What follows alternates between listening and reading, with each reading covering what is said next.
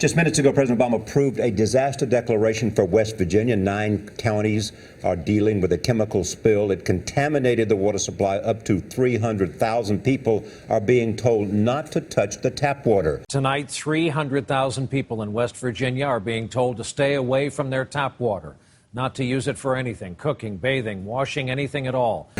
Crowds filled stores in West Virginia Thursday night, stocking up on everything from water to ice. Demand for the items so high, shelves were wiped clean. Tonight, a new warning: pregnant women should not drink it, raising the question, what's the truth about what's in the water? Hundreds of thousands of citizens in West Virginia are heading into this weekend dealing with a major water emergency. The problem began here in a storage tank full of chemicals used to process coal. It leaked into the Elk River, supplying water to the entire region. At first, the water company thought the treatment plant could filter it out, but then learned it hadn't. A state of emergency has been declared in West Virginia in the USA after a chemical leak into a river. Drinking water in 9 counties has been deemed unsafe. This region has a large concentration of chemical companies. Many are connected to the coal industry, which dominates West Virginia's economy. Governor Tomlin said the recent chemical spill is not the fault of the coal industry. I was live on the air when the governor's first tweet went out, basically announcing that this had happened. But what we saw from that chemical spill is that when we don't have water, it creates a serious situation. I was just looking for more answers, as everybody was, I'm sure, but it was just kind of a panic thing, thinking that the water is out. There is no water. Do not use your water. And that was really the start. You know, we were live on the air when it happened, and it just snowballed from there. Everybody cares about it. Citizens care about it. Businesses care about it. It's wildly important to us, and we see it when we realize it when it's gone. No one knew how to react. And your gut check when the systems that you rely on every day fail is panic, because you have to take care of that basic need first. And I think that with the advent of everyone having a voice to express anything that they want at any time, you get a lot of misinformation with that panic. This was not handled well, in my opinion, at multiple levels. And I think a lot of that had to do with the fact we were in uncharted territory. Some of it, I think, of our own making, some of it not.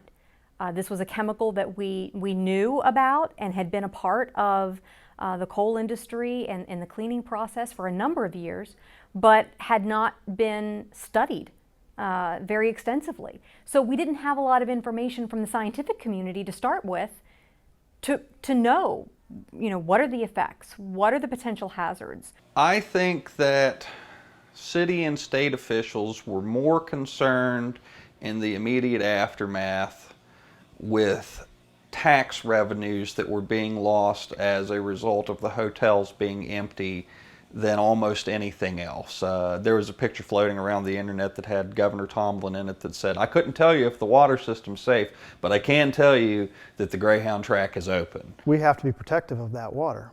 I mean, we have to be protective of that water, because so much of our state, so much of our businesses, our economy depends on it. It is not just people who care about the environment. They care about the environment because of its value to the people that live here. I think people need to advocate for their community and for safety in their community, no matter what it is.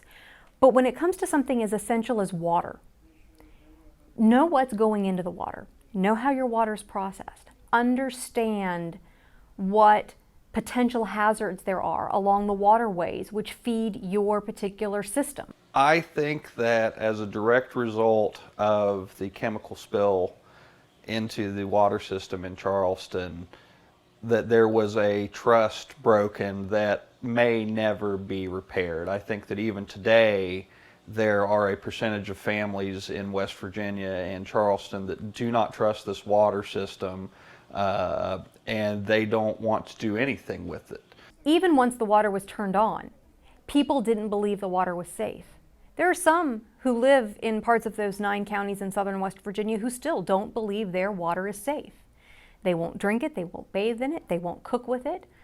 They've gone to drilling their own wells or collecting rainwater or buying bottled water.